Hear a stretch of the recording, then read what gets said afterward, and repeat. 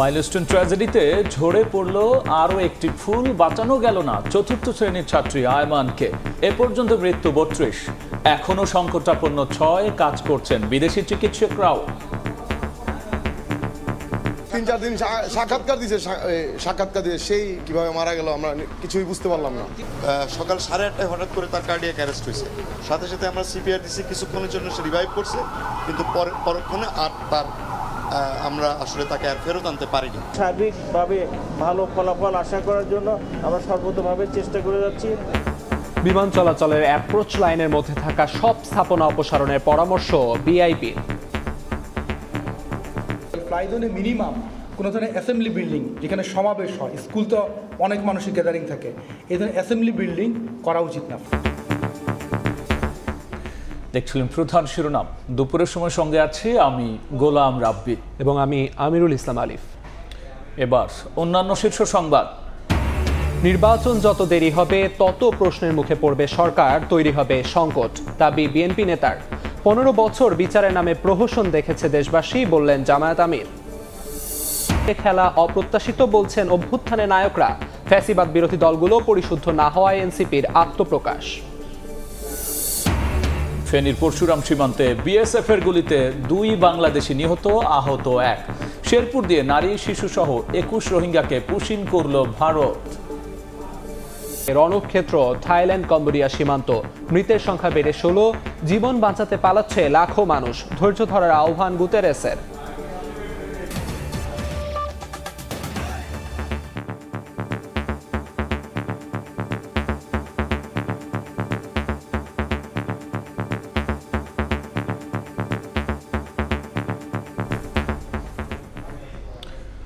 Milestone ট্র্যাজেডিতে ঝরল আরও এক শিক্ষার্থীর প্রাণ।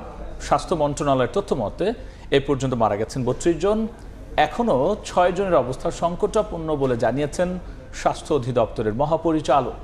আর জাতীয় বার্ন ইনস্টিটিউটের পরিচালক বলেছেন আহতদের চিকিৎসায় কাজ করছেন বিদেশি চিকিৎসকরাও। একটি ফুলবাহী গাড়ি এটি। এই গাড়িতে করে নিয়ে যাওয়া হলো ঝরে যাওয়া ফুল শিশু আয়মানের মরদেহ, দুনিয়াতে যার স্থায়িত্ব ছিল মাত্র ১০ বছর। জাতীয় বার্ন ইনস্টিটিউটের পরিচালক জানান, বৃহস্পতিবার রাত থেকেই তার শারীরিক পরিস্থিতির অবনতি হতে থাকে। সিভিয়ার ক্যাটাগরিতে ছিল, কিন্তু রাতে আমরা শিফট করে ওটাকে ক্রিটিক্যাল ক্যাটাগরিতে নিই এবং সাথে সাথে ভোর ৫:৪:৫টার দিকে ওকে আমরা ইনটিউবিশনে দিই। এরপরে সকাল ৯:১টার সময় আসলে ওর মৃত্যুটা আমরা নিশ্চিত করতে পারি। আয়মানের স্বজনরা সবার কাছে তার জন্য দোয়া চেয়েছেন।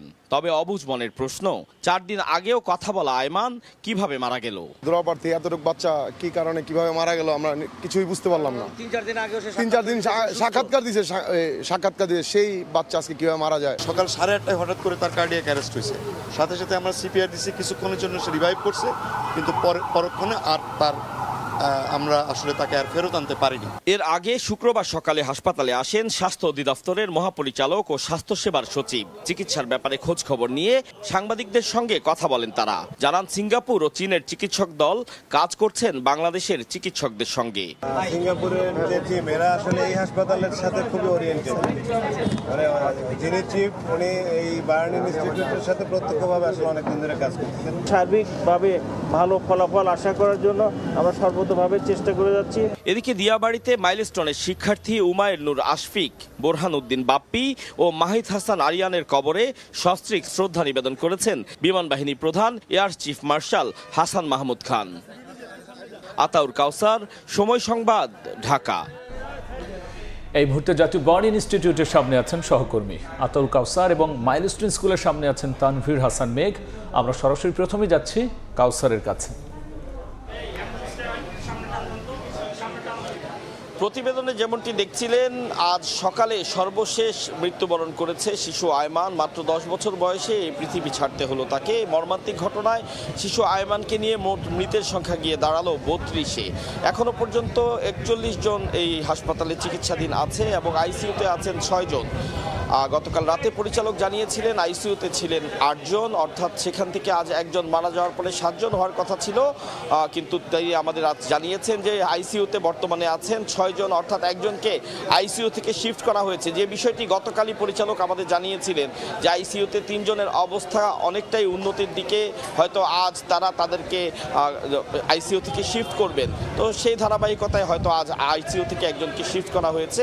এই মুহূর্তে আইসিইউতে ভর্তি আছেন 6 জন, এবং যারা আহত আছেন তাদের উন্নত চিকিৎসায় বিদেশ থেকে 2টো টিম এসেছে। আমরা যেমনটি বলছিলাম যে ভারত থেকে টিম এসেছিল, চীন থেকে টিম এসেছে, সিঙ্গাপুর থেকে একটি প্রতিনিধি দল এসেছে। তো ভারতের যে প্রতিনিধি দল এসেছিল তারা ফেরত গিয়েছেন, এমনকি আমাদের জানিয়েছেন বার্ন ইনস্টিটিউটের পরিচালক। কিন্তু বর্তমানে সিঙ্গাপুর এবং চীনের প্রতিনিধি দল তারা অবস্থান করছেন, এবং আজ সকালে যেমনটি আমরা জেনেছিলাম যে সিঙ্গাপুরের প্রতিনিধি দল তারা ওটিতে কাজ করছিলেন, এবং চীনের প্রতিনিধি দল তারা কনফারেন্স করছিলেন চিকিৎসকদের সাথে কিভাবে আসলে উন্নত চিকিৎসার বিষয়টি আরও সুন্দরভাবে প্রয়োগ করা যায়, সার্বিকভাবে সেই চেষ্টাটুকুই করছেন তারা। তো এই মুহূর্তে আরেকটু জানিয়ে রাখি যে শিশু আয়মানের মৃত্যুর পরে তার স্বজনদের সাথে আমার কথা হয়েছে। তারা বলেছেন যে প্রথমে তাকে তার বাড়ি, তার মরদেহ তার বাসা উত্তরা 17 নং সেক্টরে নেওয়া হবে, সেখান থেকে দাফনের জন্য নেওয়া হবে শরীয়তপুরে। তারা একটি প্রশ্ন ছুড়ে দিয়েছেন, তারা বলছিলেন যে শিশু আয়মান যার 45% বার্ন হয়েছিল, তাকে যখন এই বার্ন ইনস্টিটিউটে আনা হয় তখনও তার অবস্থা অনেকটাই ভালো ছিল, তাহলে কেন আসলে তার এত তাড়াতাড়ি মৃত্যু হলো? তো পরিচালক জানিয়েছেন যে আসলে বার্নের ঘটনায় প্রথম 24 ঘন্টায় রোগীদের কোনো কিছুই বোঝা যায় না, কিন্তু পর থেকে আস্তে আস্তে পরিস্থিতি খারাপ হতে পারে। তো যে জায়গায় এই মর্মান্তিক ঘটনাটি ঘটেছিল, যে মর্মান্তিক ঘটনায় এতগুলো প্রাণ নিভে গেল, সেখানে আছেন আমাদের আরেক সহকর্মী তানভীর হাসান মেঘ। সেখানে যেতে চাই তার কাছ থেকে সেখানকার সর্বশেষ তথ্য জানতে। যে স্কুলে ঘটেছিল ভয়াবহ দুর্ঘটনা, যে স্কুলের মাঠ ভেজা ছিল রক্তে, সেই স্কুলের প্রধান ফটকের সামনে আমরা দেখতে পাচ্ছি উৎসুক জনতার ভিড় আমরা সকল থেকেই লক্ষ্য করতে পারছি। আপনারা নিশ্চয়ই এই মুহূর্তে আমার ক্যামেরার ফ্রেমে দেখতে পাচ্ছেন যে প্রধান যে ফটকটি রয়েছে সেই প্রধান ফটকের সামনে শুধুমাত্র এই বিমান বিধ্বস্তর যে দুর্ঘটনার যে 4 দিন পেরিয়ে আজ 5ম দিনে এই প্রধান ফটকের সামনে আমরা দেখতে পাচ্ছি মানুষের উপচে পড়া ভিড়, এবং যেভাবে পাচ্ছেন এই গেট দিয়ে প্রবেশ করতে চাচ্ছেন। আমরা সকাল থেকেই এখানে ছিলাম এবং আমরা প্রথম দিকে লক্ষ্য করতে পেরেছিলাম যে সকাল থেকে 5 জন করে প্রবেশ করতে দেওয়া হলেও এরপরে বেলা বাড়ার সাথে সাথে আমরা দলে দলে কিন্তু এখানে দর্শনার্থীরা কিন্তু প্রবেশ করেছেন, যে সকল উৎসুক জনতা রয়েছে, এবং মূলত গেটের প্রান্তে এখন পর্যন্ত দূর দূরান্ত থেকে দাঁড়িয়ে আছেন এবং উৎসুক জনতারা এই গেট দিয়ে মূলত দেখতে চাচ্ছেন যে কি অবস্থা বা কি পরিস্থিতি, এবং সেই সঙ্গে কিছুক্ষণ পরপরই কিন্তু এই গেট দিয়ে প্রবেশ করে ভিতরে তারা ঢুকতে পাচ্ছেন। তবে যে মুখ্য যে বিষয়টি সেটি হচ্ছে যে গণমাধ্যম যে সকল কর্মীরা রয়েছেন তাদেরকে মোটেও প্রবেশ করতে দেওয়া হচ্ছে না। অন্যদিকে যে সকল উৎসুক জনতা রয়েছে তাদেরকে প্রবেশ করতে দেওয়া হয়েছে। শুক্রবার সকাল থেকেই উত্তরা মাইলস্টোন স্কুলের সামনে যে উপচে পড়া ভিড়, দূর দূরান্ত থেকে ছুটে আসা জনতা, কারো কৌতূহল, কারো মোবাইলে ক্যামেরাই হচ্ছে বিষয়বস্তু। ঘণ্টাখানেক আগেও কিন্তু এই প্রধান ফটক দিয়ে প্রবেশ করেছেন এখানকার যে সকল উৎসুক জনতা রয়েছে, এবং জুম্মার আগে থেকেই কিন্তু মূলত এই প্রধান ফটক দিয়ে প্রবেশ করা নিষেধ। তবে কিছুক্ষণ পর আবারও ঢুকতে দেওয়া হবে। আমরা যদি একটু ডান দিকের এই অংশটুকু দিয়ে দেখাতে চাই যে মূলত অনেকেই কিন্তু যে দেওয়াল টপকেও কিন্তু ভিতর দিয়ে প্রবেশ করছেন, এবং সেই সঙ্গে আপনাদেরকে একটু যদি দেখাতে চাই যে এখানের যে প্রধান ফটকের পাশের যে দেয়ালটি রয়েছে, এই দেয়ালের আমরা দেখছি যে এই দেয়ালে উকি মেরে কিন্তু উকি দিয়েও কিন্তু মানুষজন, সাধারণ উৎসুক জনতা যারা রয়েছেন তারা কিন্তু দেখছেন। এবং সেই সঙ্গে আরেকটি তথ্য আপনাদেরকে জানিয়ে রাখতে চাই যে মূলত শুধু এখানে ঢাকার যে সকল বাসিন্দারা রয়েছেন বা সাধারণ মানুষ যারা রয়েছেন শুধুমাত্র তারাই কিন্তু এখানে এসেছেন ব্যাপারটি তা নয়।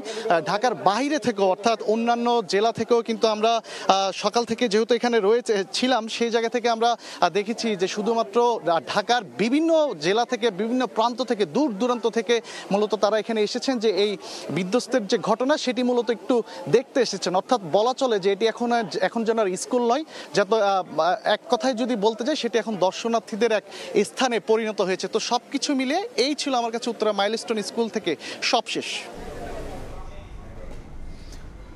মাইলস্টোন ঘটনায় আহতদের চিকিৎসার সবশেষ নিয়ে আমরা সরাসরি ছিলাম বার্ন ইনস্টিটিউট এবং মাইলস্টোন স্কুল অ্যান্ড কলেজের সামনে।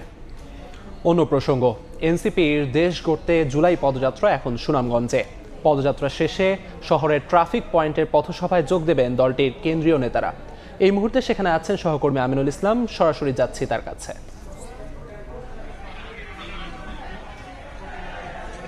জুলাইয়ের এই আন্দোলনের পরবর্তী সময়ে এনসিপির যে কর্মকর্তা যেসব দায়িত্বশীল পর্যায়ে নেতাকর্মীরা রয়েছেন তারা সিলেট অঞ্চলে তাদের পদযাত্রাটি আসলে গতকাল থেকে আসলে শুরু করেছিলেন হবিগঞ্জে। আজকে তারা রয়েছেন সুনামগঞ্জ জেলায়। সুনামগঞ্জে এই মুহূর্তে শেষ মুহূর্তে কিছুক্ষণের মধ্যে তারা আসলে এই পদযাত্রাটি আলফা স্কোয়ারে যে শেষ হবে তারা শুরু করেছেন এই পদযাত্রাটি সুনামগঞ্জের কেন্দ্রীয় যে মসজিদ রয়েছে কেন্দ্রীয় মসজিদ থেকে শুরু করে এই পদযাত্রাটি তারা সুনামগঞ্জের আলফা স্কোয়ারে যে পথসভায় তারা মিলিত হওয়ার কথা রয়েছে। এই আজকের এই পুরো যে কার্যক্রম সেটিকে সম্পন্ন করতে গেল কয়েকদিন ধরেই সুনামগঞ্জের যারা এনসিপি নেতাকর্মীরা রয়েছেন তারা তাদের পর্যায় থেকে তারা তাদের প্রস্তুতি রেখেছেন এবং এই পুরো কর্মসূচিতে যেহেতু আজকে কেন্দ্রীয় নেতা নাহিদ এখানে রয়েছেন, পাশাপাশি ঢাকা থেকে যারা এসেছেন তাদের নিরাপত্তার জন্য এখানকার যারা আইনশৃঙ্খলাকারী রক্ষাকারী বাহিনীর সদস্যরা যারা রয়েছেন প্রত্যেকটি মোড়ে মোড়ে আমরা দেখছি তাদের প্রস্তুতি এবং নিরাপত্তার ব্যাপার নিশ্চিত করতে তাদের পর্যায় থেকে নিরাপত্তা বলয় সাজানো হয়েছে। কিছুক্ষণের মধ্যে এই পথসভাটি আলফা স্কোয়ারে শুরু হবে। এরপর এই পথসভা শেষে আজকেই সিলেট নগরীতে তাদের পরবর্তী কার্যক্রমগুলো তাদের যে সম্পন্ন করার কথা রয়েছে সেজন্য তারা প্রস্তুতি রেখেছেন। এদিকে সিলেটেও আসলে আমরা দেখেছি জোর প্রস্তুতি চলছিল। গেল কয়েকদিন ধরে প্রচারণা ছিল সুনামগঞ্জে এবং হবিগঞ্জে যেরকম ছিল, সিলেটে তাদের বিকেল নাগাদ এই কর্মসূচিটি সম্পন্ন হবে। এরপর তারা মৌলভীবাজার উদ্দেশ্যে আসলে রওনা করবেন। তো এই ছিল আসলে সুনামগঞ্জ জেলার যে এনসিপির যে কার্যক্রম এবং তাদের যে পথসভা এর সর্বশেষ পরবর্তী সুনামগঞ্জ থেকে এনসিপির দেশ গড়তে জুলাই পদযাত্রার সবশেষ খবর জানাচ্ছিলেন সহকর্মী আমিনুল ইসলাম। আবারও মাইলস্টোন ট্র্যাজেডির খবর। বলা হয় শিক্ষকতা মহান পেশা, আবার তিনি যদি হন একজন নারী তবে সেখান থেকে পাওয়া যাবে মাতৃ সম মমতা। এসব কিছুই জীবন দিয়ে প্রমাণ দিলেন মাইলস্টোন স্কুলের দুই শিক্ষক মেহরিন চৌধুরী এবং মাসুকা বেগম নিপু। বিমান বিধ্বস্তের ঘটনায় মেহরিন একাই অন্তত 20 শিক্ষার্থীকে উদ্ধার করেন, আর নিজের জীবনের তোয়াক্কা না করে আগুনে লেলিহান শিখা থেকে মাসুকা উদ্ধার করেন সন্তানতুল্য শিক্ষার্থীদের। মাইলস্টোন ট্র্যাজেডিতে দুই শিক্ষকের বীরত্ব গাথা তুলে ধরছেন তোহা খান তামিম।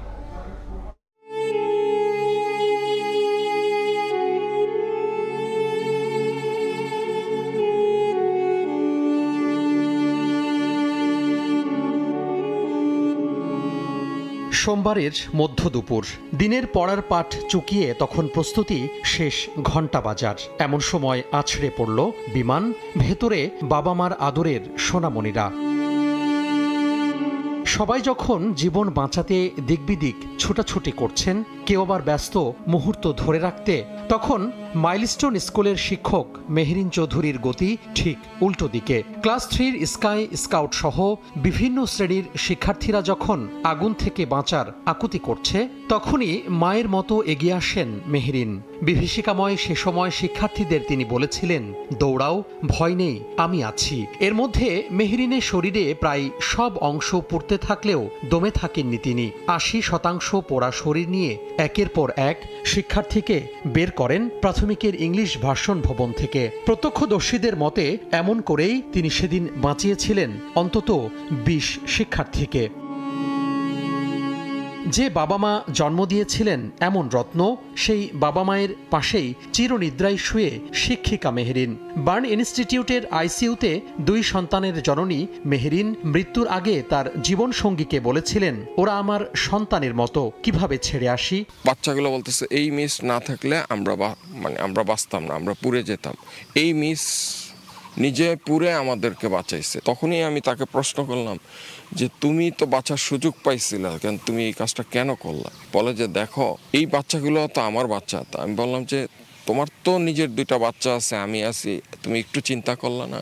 ওই বাচ্চাগুলো তো আমার বাচ্চা, আমি কিভাবে চিন্তা করি। মাসুকা বেগম নিপু 15 বছর আগে মাকে হারিয়ে আপন করেছিলেন স্কুলের শিক্ষার্থীদের। সেদিন তিনিও ছিলেন হায়দার আলী ভবনে। কোমলমতি শিক্ষার্থীদের আকুতি উপেক্ষা না করে মানবতায় নিজেকে উৎসর্গ করেছিলেন এ মহান শিক্ষক।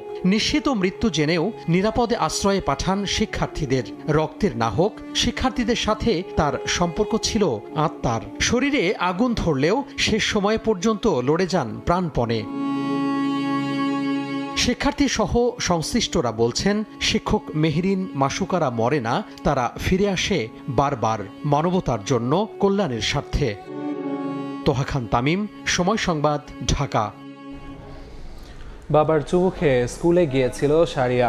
রাইসার জন্য আইসক্রিম আনতে চেয়েছিল বোন সিনথিয়া, কেউ ফিরল না। মাইলস্টোন ট্র্যাজেডিতে হারিয়ে গেছে এক একটা শৈশব। থমকে গেছে অনেক পরিবারের স্বপ্ন। সন্তান হারানোর যন্ত্রণায় পাগল প্রায় মা বাবারা।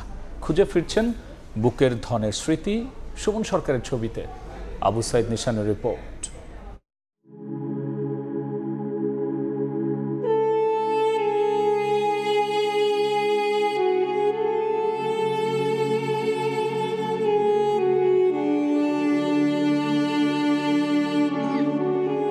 খোলা পড়ে আছে বই খাতা, নিঃসঙ্গ সেই খাট, আর উঠোনে একা পড়ে আছে প্রিয় দোলনাটি।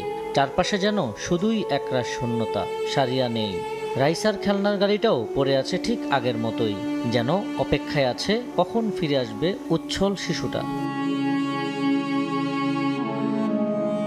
সারিয়া আর রাইসা দুজনেই মাইলস্টোন স্কুলের 3য় শ্রেণীর ছাত্রী। সারিয়ার মর্মান্তিক মৃত্যুতে শোকে স্তব্ধ পরিবার। মেয়েকে আমরা এভাবে দেখবো এখানে, আমরা কল্পনা করতে পারি নাই আমার মেয়ে ওইখানে এভাবে শুয়ে থাকবে। প্রথম দেওয়া ছিল মার সাথে চুমা দিয়ে সুস্থ সবল, আর শেষ দেখা হয়েছে আমার ছোট ভাই বললো, ভাই আমার ভাই নাই বইরে গেছে, ভাই নাই। সেদিন টিফিনের সময় চিপস খাওয়ার আবদার করেছিল সারিয়া। চাচাতো ভাই নাবিল চিপস আনতে বের হলে তার সামনেই ভেঙে পড়ে যুদ্ধ বিমান। তোমার চিপটা আমার দিয়ে দাও, তুমি পোলাইটা কিনে খাও। এখন আমি বাইরে গেছি কিনতে, আইসা দেখে কি আমার মাথার উপর দিয়ে অনেক বড় বিমান যেতেছে। আদরের মেয়ের স্মৃতিচারণ করতে গিয়ে কান্নায় ভেঙে পড়েন রাইসার বাবা মা। তার মুখে আমি মা ডাক শুনতেছি না, তাকে আমি দেখতে পাচ্ছি না, আমার কতটা কষ্ট হচ্ছে। আমি তো মা, আমার বলছে যে আব্বু তুমি নিতে আসো, আমি তো নিতে আসি বাবা, আমি আসবো তোমাকে নিতে।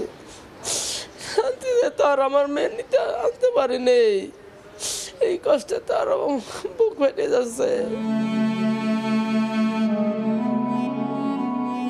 সন্তানহারা বাবা মার জীবনের শূন্যতা কখনোই পূরণ হবে না। তাই অনাকাঙ্ক্ষিত দুর্ঘটনা রোধে সরকারকে প্রয়োজনীয় পদক্ষেপ নেওয়ার তাগিদ ক্ষতিগ্রস্তদের। আবু সাইদ নিশান, সময় সংবাদ, ঢাকা।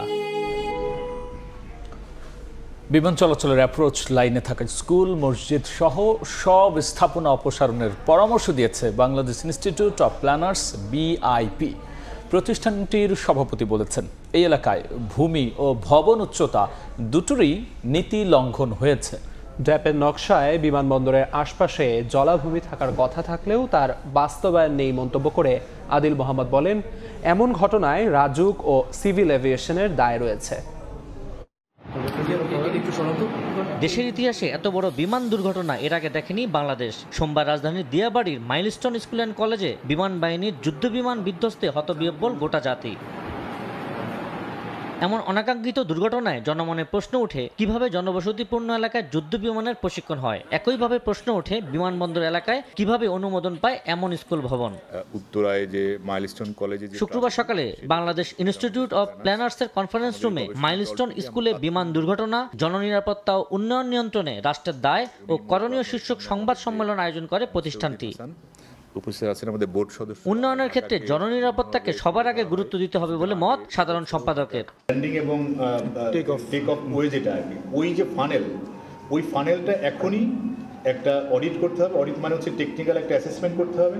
টেকনিক্যাল অ্যাসেসমেন্ট করে দেখতে হবে ওখানে যে ধরনের ভবন এবং স্থাপনা হয়েছে, অধিক সংখ্যক লোকজনের সমাগম কোন কোন জায়গায় হতে পারে, সেগুলোকে বন্ধ করে দিতে হবে। ড্যাপের নকশায় এয়ারপোর্টের আশপাশের এলাকা জলাভূমি থাকার কথা থাকলেও তা বাস্তবায়ন হয়নি মন্তব্য করে আদিল মোহাম্মদ বলেন, এমন ঘটনায় রাজুক ও সিভিল এভিয়েশনের দায়ভার রয়েছে। রাষ্ট্রের রাজুক আমার থেকে শুরু করে সিটি কর্পোরেশন, আমাদের যত ধরনের কর্তৃপক্ষ আছে, ফ্লাইট জোনে বিমান চলাচল কর্তৃপক্ষ, কেউ তাদের উপরে অর্পিত দায়িত্ব পালন করে এবং অধিকাংশ ক্ষেত্রেই রাষ্ট্রের উপরের পর্যায় থেকে চাপ দিয়ে অনেক ধরনের অনুমোদন নিয়ে দেওয়া হয়েছে। ঢাকা শহরকে কেন্দ্র করে সরকারকে শ্বেতপত্র প্রকাশ করার দাবি বিআইপির। রাষ্ট্রকে ন্যায়ের পথে নেবেন।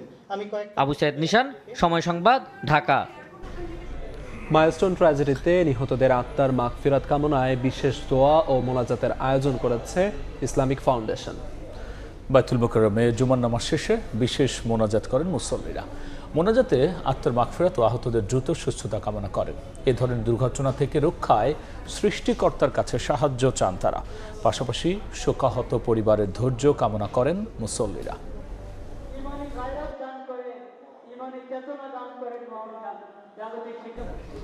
সমন্বয়হীনতা আর অভিজ্ঞতার অভাবে অন্তর্বর্তী সরকার বিতর্কে জড়িয়ে পড়ছে বলে মন্তব্য করেছেন বিএনপির স্থায়ী কমিটির সদস্য গয়েশ্বর চন্দ্র রায়।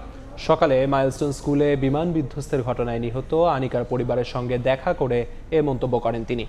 বিএনপি নেতা বলেন, নির্বাচন বিলম্বিত হলে সরকার নানা ধরনের প্রশ্নের মুখে পড়বে, বাড়বে সংকট। বিমান বাহিনী এখনও ঘটনার দায় না নেয়ায় ক্ষোভ প্রকাশ করেন তিনি। এ সময় ঘটনার সুষ্ঠু তদন্ত দাবি করেন গয়েশ্বর চন্দ্র রায়। সরকারের মধ্যে সমন্বয়হীনতা আছে, অভিজ্ঞতারও ঘাটতি আছে। সরকার চলছে, এটা কিন্তু দৃশ্যমান কেউ উপলব্ধি করে না। একটা জবাবদিহিমূলক প্রকৃত অর্থে জনগণের নির্বাচিত প্রতিনিধি দ্বারা সরকার গঠিত না হওয়া পর্যন্ত যত বিলম্ব হবে তত নানা ধরনের জটিলতা দেখা দেবে। আওয়ামী লীগ সরকারের 15 বছরে দেশবাসী বিচারের নামে প্রহসন দেখেছে বলে অভিযোগ করেছেন জামায়াত আমির ডক্টর শফিকুর রহমান। সকালে রাজধানীর চীন মৈত্রী সম্মেলন কেন্দ্রে ঢাকা মহানগর দক্ষিণ রুকন সম্মেলনে তিনি জানিয়েছেন, জামায়াতের রাজনীতি হবে মানবতার কল্যাণে। দেশপ্রেমিকদের সঙ্গে নিয়ে এগিয়ে যেতে চায় দলটি। জামায়াত নেতাকর্মীদের বিরুদ্ধে দখলবাজি, চাঁদাবাজির অভিযোগ নেই দাবি করে আমির বলেছেন, ক্ষমতায় গেলে নেতাকর্মীদের মতো দেশকেও নিয়ন্ত্রণ করা হবে। এ সময় ইনসাফ ভিত্তিক সমাজ বিনির্মাণে সবার সহযোগিতা চেয়েছেন জামায়াত আমির। যে আইনটা আছে এইটারও যদি প্রয়োগ থাকতো, সমাজের দুর্নীতি, সমাজের দুর্বৃত্তপনা 10 ভাগের 1 ভাগে নেমে আসছে। এটারও তো প্রয়োগ নাই। তা আবার প্রয়োগ আছে উল্টা প্রয়োগ। আপনি মারা গেছেন, আপনার ছেলে হবে আপনার হত্যা মামলার আসামি। মেরেছে সরকারের দুষ্ট বাহিনী অথবা গুন্ডারা, আপনার ছেলেকে করবে খুনের মামলার আসামি। 15.5 বছর এগুলো হয় নাই। আমাদের লোক হত্যা করে আমাদেরকে এই মামলার আসামি বানিয়েছে। পতনের মূল অবদান সাধারণ মানুষকেই দিতে চান গণ অভ্যুত্থানের নায়কেরা। কৃতিত্ব নেয়ার খেলাকে অপ্রত্যাশিত বলছেন তারা। রক্তক্ষয়ী আন্দোলনের প্রধান মুখ নাহিদ ইসলাম বলছেন, ফ্যাসিবাদ বিরোধী দলগুলো পরিশুদ্ধ না হওয়ায় গণ অভ্যুত্থানের শক্তি হিসেবে এনসিপির আত্মপ্রকাশ ঘটেছে। হাসান ওয়ালির প্রতিবেদন। বৈষম্য বিরোধী ছাত্র আন্দোলনের ব্যানারে শুরু হওয়া কোটা আন্দোলনকে ঐতিহাসিক স্বৈরাচার পতনের এক দফায় নিতে নেতৃত্ব দেন সমন্বয়করা। 24 সালের 8 জুলাই 65 সদস্য বিশিষ্ট কমিটি ঘোষণা করা হয়। পরবর্তীতে 3 আগস্ট 158 সদস্য বিশিষ্ট কমিটিতে সমন্বয়ক হিসেবে রাখা হয় 49 জনকে, আর সহ সমন্বয়ক ছিলেন 109 জন। কমিটিতে 1 নম্বর সমন্বয়ক ছিলেন নাহিদ ইসলাম। মুখ্য ভূমিকায় ছিলেন সার্জিস আলম, হাসনাত আবদুল্লাহ, আসিফ মাহমুদ, মোহাম্মদ মাহিন সরকার, আব্দুল কাদের, হান্নান মাসুদদের মতো শিক্ষার্থীরা। আন্দোলনের সর্বাত্মক সহযোগিতা করে বিএনপি, জামায়াত, ছাত্রদল, ছাত্র শিবির সহ ফ্যাসিবাদ বিরোধী সব সংগঠন, যার মধ্য দিয়েই রক্তক্ষয়ী গণ অভ্যুত্থানে বিদায় নেয় শেখ হাসিনা সরকার। নতুন বাংলাদেশে গণ অভ্যুত্থানের ক্রেডিট নিয়ে বিভিন্ন সময় মুখোমুখি দেখা গেছে অভ্যুত্থানের পক্ষের বিভিন্ন গোষ্ঠীকে। ক্রেডিট নেওয়ার যে খেলাটা আমরা দেখছি, আমরা মনে করি এটা একদমই অপ্রত্যাশিত। যারা অংশগ্রহণ করেছে এই অভ্যুত্থানে প্রত্যক্ষ বা পরোক্ষভাবে সবারই অবদান ছিল, এবং এখানকার যে কোনো একটা অংশ যদি তাদের জায়গা থেকে এই অংশগ্রহণটা না থাকতো, হয়তোবা এই অভ্যুত্থান আরও বিলম্বিত হতে পারতো, হয়তোবা সফলতার মুখ নাও দেখতে পারতো। গণ অভ্যুত্থানের মূল ক্রেডিট অরাজনৈতিক সাধারণ মানুষকে দিতে চান আন্দোলনের প্রধান মুখ নাহিদ ইসলাম। ক্রেডিট যদি বলেন, এটা বাংলাদেশের সাধারণ মানুষ, সাধারণ ছাত্ররা, শ্রমিকরা, যারা কোনো দল করে না, তারা নামছে দেখে আন্দোলন সফল হয়েছে। অভ্যুত্থানের আকাঙ্ক্ষা কোন দল বা কারা সবচেয়ে বেশি ধারণ করতেছে, মানুষ তাদের সাথে যাবে। নাহিদ ইসলাম বলছেন, ফ্যাসিবাদ বিরোধী দলগুলো পরিশুদ্ধ না হয় এনসিপির আত্মপ্রকাশ ঘটেছে, যার লক্ষ্য বৈষম্যহীন বাংলাদেশ। আমরা তো আসলে রাজনৈতিক দল করতে চাইনি। ফ্যাসিবাদ বিরোধী দলগুলো নিজেদেরকে শুধরে, কারণ তাদেরও ইতিহাস আছে, অতীত আছে, তাদেরকেও পরিশুদ্ধ হয়ে আসতে হবে, তো সেটা তারা হয়ে আসে নাই। এর ফলে আমাদের একটা নতুন দল করার লাগছে। রাষ্ট্রবিজ্ঞানের শিক্ষক অধ্যাপক সাব্বির আহমেদ মনে করেন, কারো একক ক্রেডিট না থাকলেও শিক্ষার্থীদের ত্যাগ এবং সাহসিকতা ছিল অনন্য। এটুক বলতেই হবে যে এটার নেতৃত্ব ভাগে মানে ছাত্ররা যদি না থাকতো আর কি, তাহলে ইনফ্যাক্ট এটা সফল পরিণতির দিকে যেত কিনা সেটা একটা সন্দেহ আর কি। একই সাথে দীর্ঘ সময় ফ্যাসিবাদ বিরোধী আন্দোলনে থাকা দলগুলোকেও স্বীকৃতি দেওয়ার কথা বলছেন এই বিশ্লেষক। প্রত্যাশা সত্যিকারের ফ্যাসিবাদ মুক্ত বাংলাদেশ। কর্তৃত্ববাদ বিরোধী যে আন্দোলন, সেই আন্দোলন। হাসান ওয়ালি, সময় সংবাদ, ঢাকা। থামছেই না ভারতীয় সীমান্তরক্ষী বাহিনীর আগ্রাসন। ফেনীর পরশুরাম বিএসএফের গুলিতে প্রাণ গেল 2 বাংলাদেশের। গুলিবিদ্ধ আরেকজন হাসপাতালে চিকিৎসাধীন। এদিকে শেরপুরের নাকুগাঁও সীমান্ত দিয়ে 21 জনকে পুশিন করেছে বিএসএফ। ভারতীয় সীমান্তরক্ষী বাহিনীর আগ্রাসন থামছেই না। আবারও বিএসএফের গুলিতে প্রাণ গেল 2 বাংলাদেশের। বিজিবি জানায়, বৃহস্পতিবার রাতে ফেনীর পরশুরামের বাঁশপদুয়া সীমান্ত এলাকা অতিক্রম করে ভারতের অভ্যন্তরে কাঁটাতারের কাছে যান মিল্লাত, আফসার ও লিটন। তখন তাদের লক্ষ্য করে গুলি ছোড়ে বিএসএফ সদস্যরা। গুরুতর অবস্থায় মিল্লাত ও আফসারকে উদ্ধার করে প্রথমে পরশুরাম উপজেলা স্বাস্থ্য কমপ্লেক্স ও পরে ফেনী সদর হাসপাতালে নেন স্থানীয়রা। সেখানে চিকিৎসাধীন অবস্থায় মিল্লাতের মৃত্যু হয়। আহত আফসারকে উন্নত চিকিৎসার জন্য পাঠানো হয় চট্টগ্রাম মেডিকেল কলেজ হাসপাতালে। আর লিটনের মরদেহ ভারতের বিলোনিয়া হাসপাতালের মর্গে রয়েছে বলে জানায় বিজিবি। 3 জন লোক ইনজিউর্ডের মধ্যে একজন উন্নত চিকিৎসার জন্য চট্টগ্রামে আছে, আরেকজন সদর হাসপাতালে গতকালকে রাতে যাওয়ার পথেই মৃত্যুবরণ করে। এবং আমরা কিছুক্ষণ আগে জানতে পেরেছি একটা ডেড বডি বেলোনিয়া হাসপাতালে বিএসএফ নিয়ে গিয়েছে। বিজিবির পক্ষ থেকে বিএসএফ এর সাথে সমন্বয় করা হচ্ছে যেন দ্রুত আমরা এই ডেড বডিটা নিয়ে আসতে পারি এবং তার আত্মীয়ের কাছে পৌঁছে দিতে পারি। পাশাপাশি অন্যান্য কার্যক্রম চলমান থাকবে, প্রতিবাদ চলমান থাকবে এবং তারা আমাদেরকে নিশ্চিত করেছে ভবিষ্যতে তারা আরও সতর্ক থাকবে। এদিকে বৃহস্পতিবার রাতে শেরপুরের নালিতাবাড়ির 3 নম্বর সীমান্ত গেট দিয়ে নারী ও শিশুসহ 21 জনকে বাংলাদেশে পুশিন করে বিএসএফ। তাদের মধ্যে 11 জন শিশু, 5 জন নারী ও 5 জন পুরুষ রয়েছে। খাদিজা স্বপ্না, সময় সংবাদ। 2 সপ্তাহ পার হলেও সোহাগ হত্যাকাণ্ডের মূল পরিকল্পনাকারী টিটু এখনও ধরাছোঁয়ার বাইরে। এতে নিরাপত্তাহীনতায় ভুগছে তার পরিবার। জাতীয় প্রেসক্লাবে সংবাদ সম্মেলনে আসামিদের দ্রুত গ্রেফতারের দাবি জানান নিহতের স্ত্রী। এদিকে সোহাগের পরিবারের নিরাপত্তা নিশ্চিতে যথাযথ পদক্ষেপের কথা জানিয়েছে পুলিশ। এ ঘটনায় 19 জনের বিরুদ্ধে কোতোয়ালি থানায় একটি হত্যা মামলা দায়ের করে সোহাগের পরিবার। এখন পর্যন্ত 11 জনকে গ্রেফতার করা হলেও পরিবারের দাবি, হামলার আসল পরিকল্পনাকারী ও নির্দেশদাতা মামলার 2 নম্বর আসামি সরওয়ার হোসেন টিটু এখনও আছেন ধরাছোঁয়ার বাইরে। শুক্রবার সকালে জাতীয় প্রেস ক্লাবের সামনে এক সংবাদ সম্মেলনে পরিবারের সদস্যরা বলেন, নিরাপত্তাহীনতায় ভুগছেন তারা। স্কুলে যেতে পারছি না, বাইরে বেরোতে পারছি না।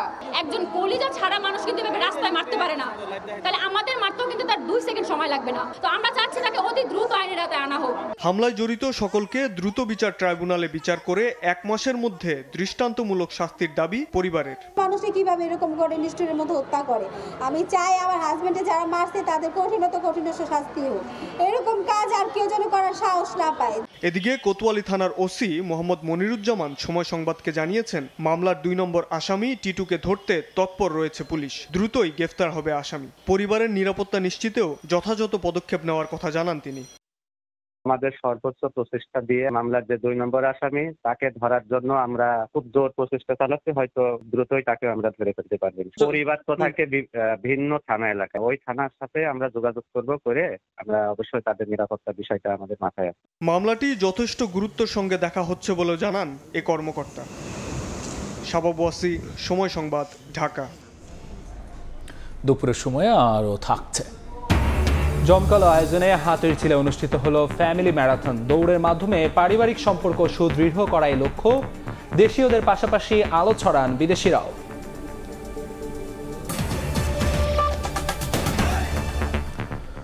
অনেকটা ঢালাও ঋণ দেওয়ার মাসুল গুনছে ব্যাংক খাত।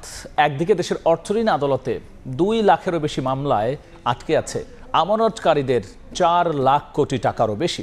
অন্যদিকে এ পর্যন্ত সম্পন্ন করা বাংলাদেশ ব্যাংকে নিয়োগকৃত অডিট ফার্মের ফরেন্সিক রিপোর্টের হিসেবে শরিয়া ভিত্তিক অনেক দুর্বল ব্যাংকের অনাদায়ী ঋণ 90%-এর বেশি। আর এমন পরিস্থিতিতে আমানতকারীদের অর্থ ফেরাতে আরও কঠোর হচ্ছে কেন্দ্রীয় ব্যাংক। সেলিয়া সুলতানের রিপোর্ট। টাকাটা দরকার, আমাকে একটু টাকাটা দেন। ওনারা বলতেছে যে কি এভাবে দেওয়া যাবে না, আপনি যদি নিতে চান তাহলে মানে মাসে একবার এসে নিয়ে যাবেন 5,000 টাকা করে। নাসিমা আক্তার আমানত রেখেছেন 5 বছর। তার হিসেবে যদি তিনি পুরো টাকা পেতে চান তাকে আরো 5 বছর প্রতি মাসে ব্যাংকে যেতে হবে। প্রতি মাসে আবার আসতে হয়, তার আমার একটা খরচ আছে না, এই খরচটা কি আপনারা দিবেন? ওনারা কোনো উত্তর দেয় না। নিজেদের ক্ষুদ্র ক্ষুদ্র সঞ্চিত আমানত যখন নাসিমা আক্তাররা ফেরত পান না অথবা ফেরত পেতে সমস্যায় পড়েন, তখন তারা কোনো অভিযোগ করতে যান না কোথাও। কিন্তু যারা নাসিমা আক্তারদের এই ক্ষুদ্র আমানত থেকে ঋণ গ্রহণ করেন হাজার হাজার কোটি টাকা, তারা আদালতে আসেন। এরকম প্রায় 2,04,000 মামলা রয়েছে আদালতে। সবচেয়ে বড় কথা, ব্যাংক এবং আর্থিক প্রতিষ্ঠানগুলোর এই জায়গায় অর্থ আটকে আছে 2,12,000 কোটি টাকা। অর্থঋণ আদালতে যাদের প্রতিনিয়ত যাতায়াত, তাদের মতে সুরক্ষার জন্য আইন হলেও আইনের সুবিধা নিয়ে ঋণখেলাপিরা টাকা ফেরত না দিয়ে বরং সংবিধানের 102 ধারায় জুডিশিয়াল রিভিউতে সময় নেওয়ার সুযোগ নেন। এতে সময়ের সাথে ব্যয় ও সুদ দুটোই বাড়ে। জাজমেন্ট হয়ে গেলে জাজমেন্টের ইমপ্লিমেন্ট করার একটা প্রসেস চলে আসে, এক্সিকিউশন কেস করতে হয়। ওই এডিআরের মধ্যেই হচ্ছে আপনি দেখবেন যে এডিআরটা এতটাই বেশি মানে উদাসীনভাবে ওই স্টেজগুলো পার করে ফেলে কোর্ট, যার কারণে ওই জায়গাগুলোতেই আপনার লোনটা রিকভার হওয়ার কথা, কিন্তু রিকভার হচ্ছে না। খেলাপি ঋণ নিয়ে ব্যাংকগুলোর লুকোচুরি আরও বেশি প্রকাশ পায় বাংলাদেশ ব্যাংকের নিয়োগ দেওয়া আন্তর্জাতিক অডিট প্রতিষ্ঠানের প্রতিবেদনেও। সেখানে দুর্বলের তালিকায় থাকা শরিয়া ভিত্তিক ব্যাংকের ঘোষিত অনাদায়ী ঋণ 20 থেকে 40% ঘরে দেখানো হলেও প্রতিবেদন অনুযায়ী কারো কারো 90%-এরও বেশি। নিয়ম না মেনে ঢালাও ঋণ দেওয়ার কারণেই ব্যাংকগুলোর এমন পরিস্থিতি। ফলে এবার খেলাপিদের কোনো ধরনের সহযোগিতা করার প্রমাণ পেলে ব্যবস্থা নেওয়ার কথা জানায় কেন্দ্রীয় ব্যাংক। অ্যাসেটটা ক্লাসিফাইড হয়ে গিয়ে তার দায়ভার ব্যাংকেই বহন করতে হয় এবং অতএব ব্যাংকার হিসেবে আমার নিজেরই দায়িত্ব যে আমার অ্যাসেটটা যাতে পুনরুদ্ধার করতে পারি দ্রুত এবং সেটাকে মানে ক্ষতিজনক অবস্থা থেকে একটা লাভজনক অবস্থায় নিয়ে আসতে পারি।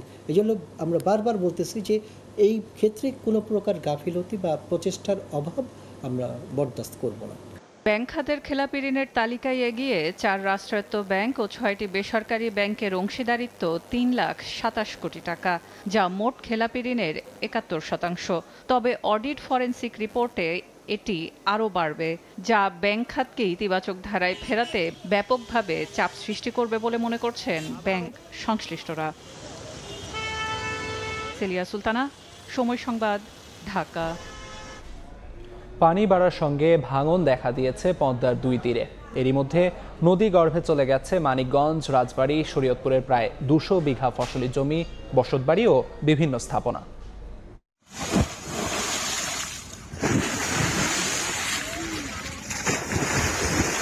তীর ভেঙে পড়ছে নদীতে, বিলীন হচ্ছে জনপদ, অনেক স্থানে ঘর বাড়িও ভেসে আছে পানিতে। বর্ষা মৌসুমে পানি বাড়ছে পদ্মায়, সঙ্গে দেখা দিয়েছে ভাঙন। এরই মধ্যে নদী গর্ভে চলে গেছে মানিকগঞ্জ, রাজবাড়ী ও শরীয়তপুরের প্রায় 200 বিঘা ফসলি জমি, বসতবাড়ি ও বিভিন্ন স্থাপনা। এতে আতঙ্কে আছেন তীরবর্তী মানুষ। পানি বাড়লি পারে ভাঙে ছিঁড়ে পল্টে নিয়ে যায়, কয়টা বস্তা ফেলাইছিল, বস্তা টস্তা পেয়েছে নিয়ে গেছে। পিছনে মসজিদ, এই যে স্কুল কলেজ, এগুলো খুব ঝুঁকির মুখে। সরকারে যদি রক্ষণাবেক্ষণ না করে আমাদের থাকাই যাইব না। পানি উন্নয়ন বোর্ড বলছে ভাঙন রোধে ব্যবস্থা নিতে ঊর্ধ্বতন মহলে জানানো হয়েছে। নদী ভাঙন কবলিত স্থান পরিদর্শন করব আমরা, ঊর্ধ্বতন দপ্তরকে ভাঙন প্রতিরোধের জন্য প্রয়োজনীয় ব্যবস্থার জন্য আমরা ঊর্ধ্বতন দপ্তরকে অবহিত করছি। দপ্তর থেকে প্রকল্পটি অনুমোদন হলে, অর্থাৎ ডিপিপিটি অনুমোদন হলে আমরা সেই পুরা পদ্মা হরিরামপুর যে উপজেলার যে পুরা পদ্মা নদী আছে 14 কিলোমিটার, আমরা সম্পূর্ণভাবে আমরা স্থায়ী প্রতিরক্ষা কাজের মাধ্যমে আমরা অন্তর্ভুক্ত করতে পারবো। পানি উন্নয়ন বোর্ডের তথ্য মতে রাজবাড়ীতে 6 কিলোমিটার, মানিকগঞ্জে 1200 মিটার এবং শরীয়তপুরে 250 মিটার এলাকায় নতুন করে ভাঙন দেখা দিয়েছে। সাহাল আব্দুল্লাহ আলভি, সময় সংবাদ। এবার জানাবো দেশের বাইরের খবর। দুই দেশের নিরাপত্তা বাহিনীর সংঘাতে রণক্ষেত্রে রূপ নিয়েছে থাইল্যান্ড কম্বোডিয়া সীমান্ত। মৃতের সংখ্যা বেড়ে দাঁড়িয়েছে 16 জনে, আহত হয়েছেন অন্তত 46 জন। জীবন বাঁচাতে থাই সীমান্ত থেকে পালিয়ে গেছে অন্তত 1 লাখ বেসামরিক মানুষ। সীমান্তবর্তী গ্রাম থেকে বাসিন্দাদের নিরাপদে সরিয়ে নিচ্ছে কম্বোডিয়াও। উভয় পক্ষকে ধৈর্য ধরতে বলেছেন জাতিসংঘের মহাসচিব অ্যান্টনিও গুতেরেস। আর চলমান সংঘর্ষ নিয়ে উদ্বেগ প্রকাশ করেছে চীনও। অন্তত 1 লাখ বেসামরিক নাগরিক। সেনাবাহিনী জানায় সংঘর্ষের কারণে দেশটির 4টি উত্তর পূর্বাঞ্চলীয় প্রদেশের বেসামরিক স্থাপনা ক্ষতিগ্রস্ত হয়। সীমান্তবর্তী গ্রাম থেকে বাসিন্দাদের নিরাপদে সরিয়ে নিচ্ছে থাইল্যান্ডও। উত্তেজনা ঘিরে জাতিসংঘের মহাসচিব আন্তোনিও গুতেরেস উভয় পক্ষকে সর্বোচ্চ সংযম প্রদর্শনের আহ্বান জানান। এদিকে ভালো প্রতিবেশীর মনোভাব নিয়ে আলোচনার মাধ্যমে শান্তিপূর্ণ সমাধান খোঁজার পরামর্শ দেন জাতিসংঘের সহকারী মুখপাত্র। থাইল্যান্ড ও কম্বোডিয়ার সীমান্তে চলমান সংঘর্ষ নিয়ে উদ্বেগ প্রকাশ করে চীনও। বৃহস্পতিবার জাতিসংঘে চীনের স্থায়ী প্রতিনিধি ফু কং বলেন, উভয় দেশকেই সংযম দেখাতে হবে এবং শান্তিপূর্ণ সমাধানের পথে ফিরতে হবে। এদিকে থাইল্যান্ড কম্বোডিয়া পরিস্থিতি নিয়ে জাতিসংঘ নিরাপত্তা পরিষদে বৈঠকে বসবে দুই দেশ। নিরাপত্তা পরিষদকে চিঠি দিয়ে এই বৈঠকের অনুরোধ করে থাইল্যান্ড ও কম্বোডিয়া। বৈঠকে পরিস্থিতির সম্পর্কে হালনাগাদ তথ্য দেবে জাতিসংঘের রাজনৈতিক ও শান্তি স্থাপন বিভাগ। অর্জিতা শেহজিন, সময় সংবাদ। পারিবারিক সম্পর্ক সুদৃঢ় করতে দৌড় হোক পাথেয়, এমন প্রতিপাদ্য সামনে রেখে রাজধানীর হাতিরঝিলে অনুষ্ঠিত হলো ইন্সপায়ারিং বাংলাদেশ ফ্যামিলি ম্যারাথন 2025। 2000 দৌড়বিদ 2 বিভাগের 4 ক্যাটাগরিতে অংশ নেন, যেখানে 2.2 কিলোমিটার ও 7.5 কিলোমিটার বিভাগে নারী ও পুরুষ আলাদা বিভাগে অংশগ্রহণ করেন প্রতিযোগীরা।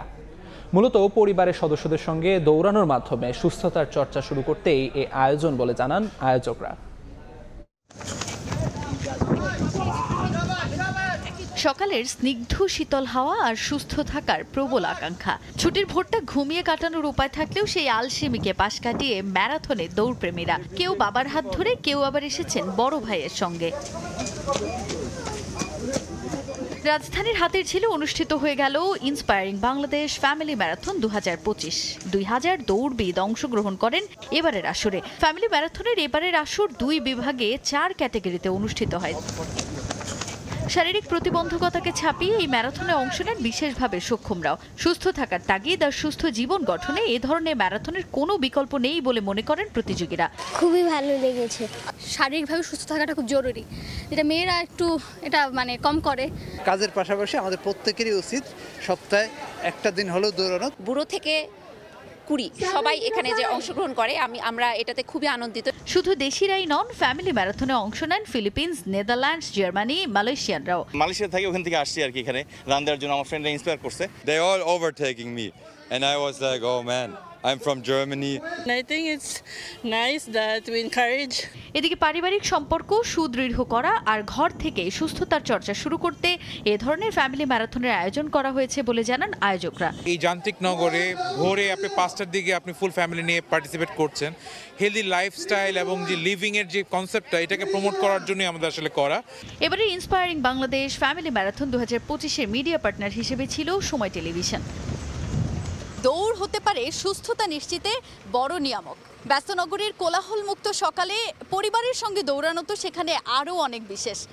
তাই সুস্থতা এবং পারিবারিক বন্ধন সুদৃঢ় করতে দৌড় হতে পারে বড় একটা পাথেয়। তাজিন খন্দকার, সময় সংবাদ, ঢাকা। এ পর্যায়ে শীর্ষ সংবাদগুলো জানিয়ে দিচ্ছি আরেকবার। মাইলস্টোন ট্র্যাজেডিতে ঝরে পড়ল আরও একটি ফুল। বাঁচানো গেল না 4র্থ শ্রেণীর ছাত্রী আয়মানকে। এখনও সংকটাপন্ন 6। কাজ করছেন বিদেশি চিকিৎসকরাও।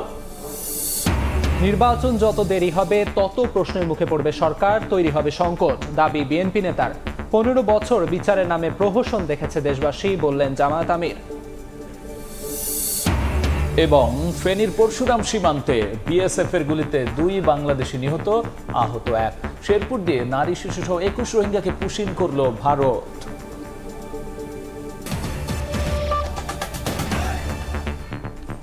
এই ছিল দুপুরের সময়।